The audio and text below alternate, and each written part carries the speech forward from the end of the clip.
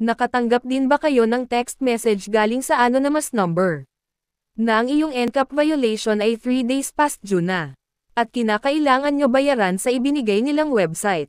At pag di mabayaran ay masususpendi ang iyong lisensya ng 30 days. Huwag ka muna matakot at huwag magmadali na magbayad o buksan ang website na ibinigay, baka ma-scam ka.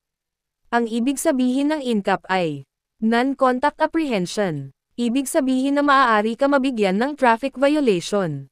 If makita ka sa CCTV na lumabag ka sa traffic rules, matrace ka nila sa pamamagitan ng iyong plate number. Kaya ang ginagawa ng ibang kamote tinatakpan yung plaka nila or tinatanggal.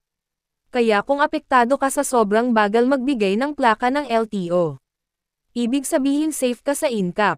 Pero ipinatigil yon ng mga politiko noong 2022. Dahil madalas mas malaki pa ang babayarang violation kesa sa presyo ng motor. Dahil sa laki ng tubo ng mga city hall kapag di mo mabayaran agad ang violation mo.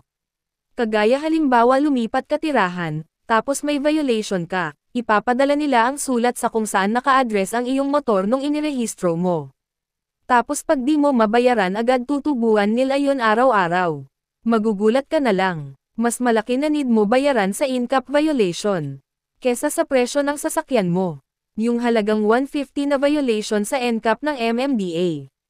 2.5 yan pag sa NCAP ka ng city na huli, at ang masakit.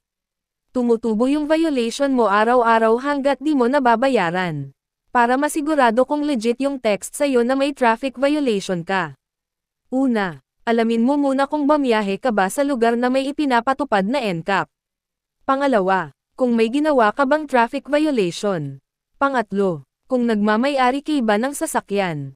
Kung wala ka sa una, pangalawa at pangatlo, sabihin mo na lang. Salamat sa nakaisip at nagsabates ng SIM card registration law, sangkatutak na ang scammer. At alam nila kung sino ang maaari nila maging target. Nagpaalala naman ng BDO at ang Inquirer na mag-ingat sa modus na ito.